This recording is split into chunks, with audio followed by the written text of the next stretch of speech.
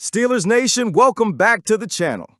The Pittsburgh Steelers are working every single day to perfect this roster, to iron out the mistakes, and to push for the kind of results that will make the black and gold faithful proud. Week 1 brought a thrilling victory, but as always in football, success comes with questions and concerns. Before we break down the latest injury news and Aaron Rodgers' honest comments about the offensive line, make sure you hit that like button and subscribe if you want all the breaking updates and exclusive analysis throughout the season. Let's dive right in. Steelers fans, let's start with the news that has everyone on edge. In Week 1 against the New York Jets, the Steelers not only fought their way to a 34-32 victory, but also lost one of their most important young defenders. Third-year cornerback Joey Porter Jr. left the game early with a hamstring injury, and now, just days away from the home opener against the Seattle Seahawks, his status is looking shaky at best.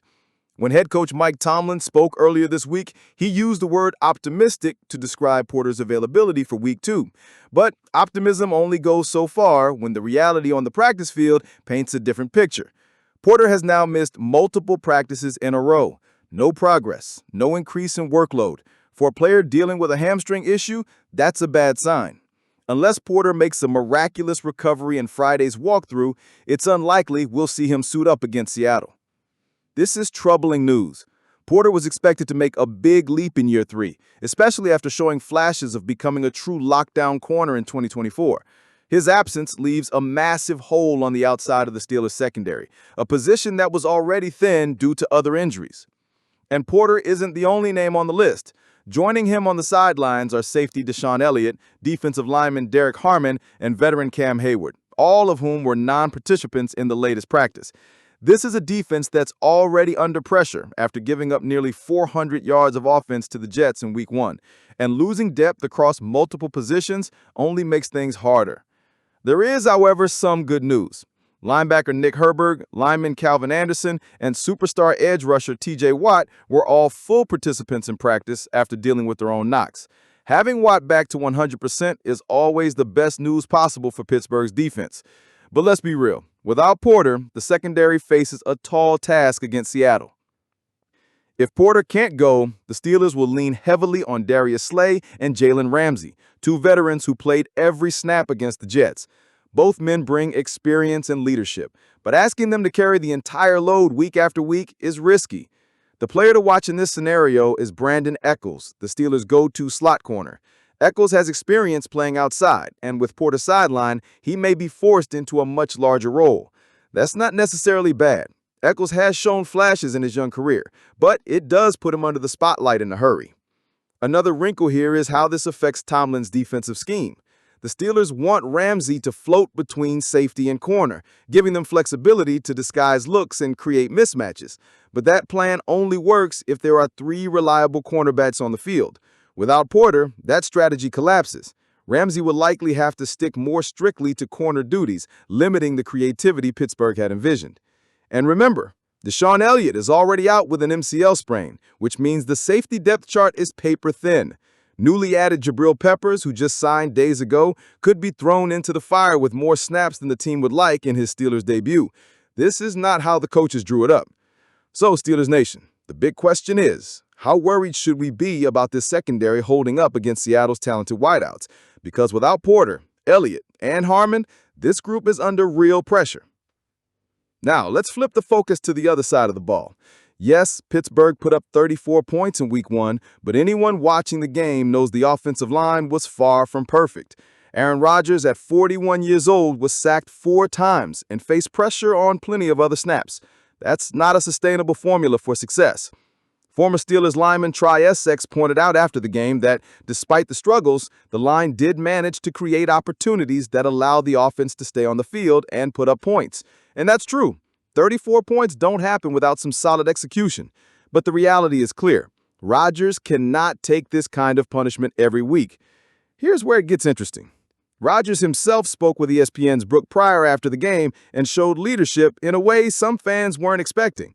He actually took responsibility for some of the sacks. Quote, "I don't think I was moving that well. I think I ran into at least 1 or 2 sacks. I got to do a better job using my legs.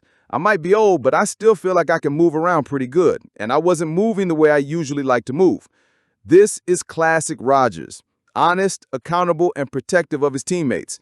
He admitted that his decision-making and lack of movement contributed to the pressure he faced. And while that's true to a point, let's be honest, this offensive line still has big problems. The most glaring issue, left tackle Broderick Jones. The former first-round kick allowed 3 of those sacks. That's a nightmare performance, especially when your job is protecting the blind side of a 41-year-old quarterback. And yet, Rodgers refused to throw him under the bus. Instead, he shouldered the blame himself, saying things like, "I just got to get the ball out quicker, and I was a little tight." That's leadership, Steelers Nation. That's what you want to see from your quarterback. But at the same time, we can't ignore the reality.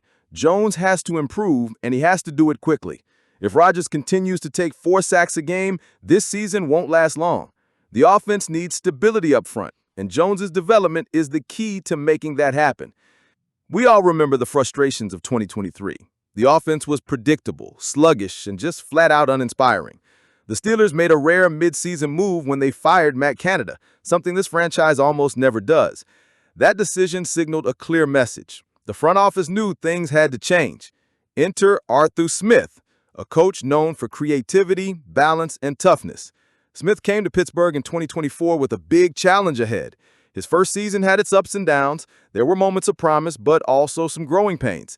And let's be honest, part of it was simply not having the right quarterback to truly unlock his system. But 2025, that's a whole different story.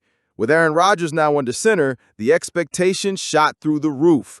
Steelers fans wanted to see a veteran quarterback and a creative play caller working together to bring some fireworks to an offense that had been stuck in the mud for too long. So, what did we see in Week 1 against the Jets? Rodgers looked sharp, completing 22 of 30 passes for 244 yards and throwing 4 touchdowns.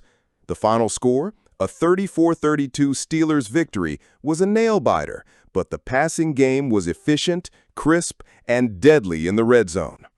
Fans were on their feet, Twitter was blowing up, and national media was quick to crown Rodgers' debut as the story of the week. But here's where things get interesting.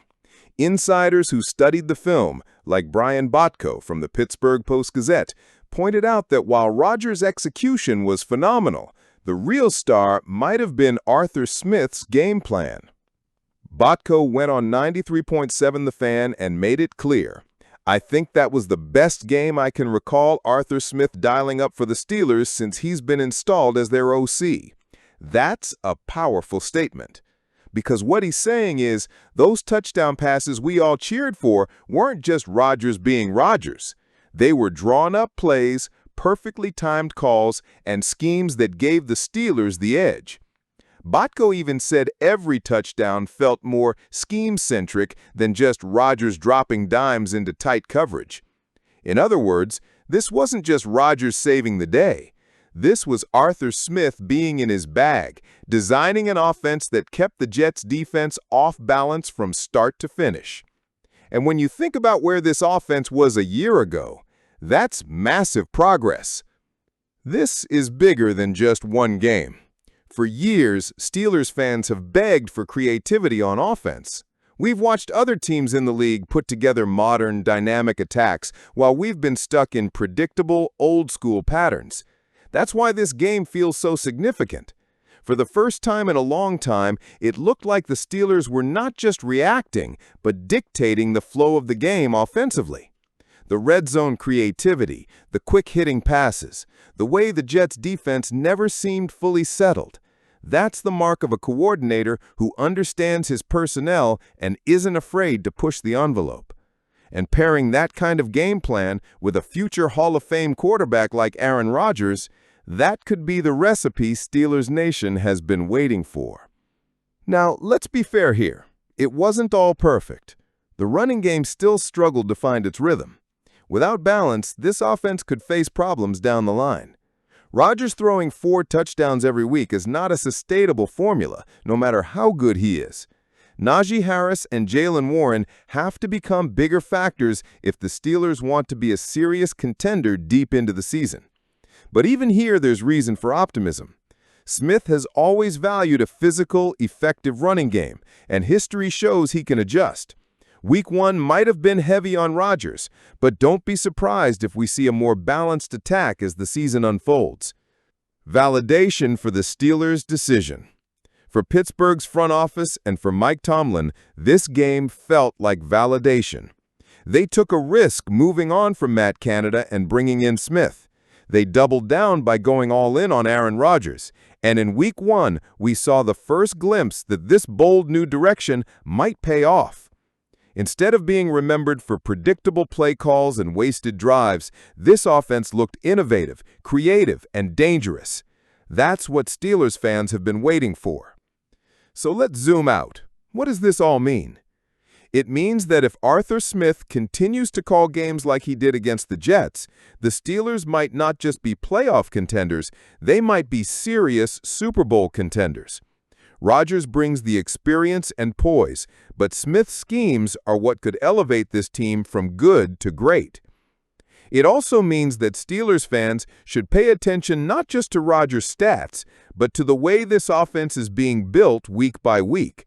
Because if Week 1 was any indication, the true key to Pittsburgh's success in 2025 might be less about Rodgers being Superman and more about Arthur Smith unlocking every ounce of potential this roster has. So, here we are, Steelers Nation. On one hand, we're celebrating a Week 1 victory over the Jets, a 34-32 shootout that showed this team can put up points even when things aren't perfect. On the other hand, we're staring down two major concerns heading into Week 2. The health of Joey Porter Jr. and the strain his absence puts on an already depleted secondary. And the performance of the offensive line, particularly Broderick Jones, and whether Rodgers can stay upright for the entire season. The Steelers are striving every week to get better, to fix these issues, and to give this city the results it deserves. But these aren't small concerns. They could determine whether this team is just good or truly great in 2025. So now I turn it over to you, Steelers Nation. How worried are you about Joey Porter Jr.'s hamstring injury and the impact on this secondary? Do you believe Aaron Rodgers was right to take responsibility for the sacks, or should the offensive line be taking more heat? And, most importantly, are you confident Broderick Jones can grow into the role and protect Rodgers for the rest of the season? Drop your thoughts in the comments below. I want to hear what you think. And before you go, don't forget to smash that like button and subscribe to the channel so you never miss an update as the Steelers push toward greatness in 2025. Here we go, Steelers Nation!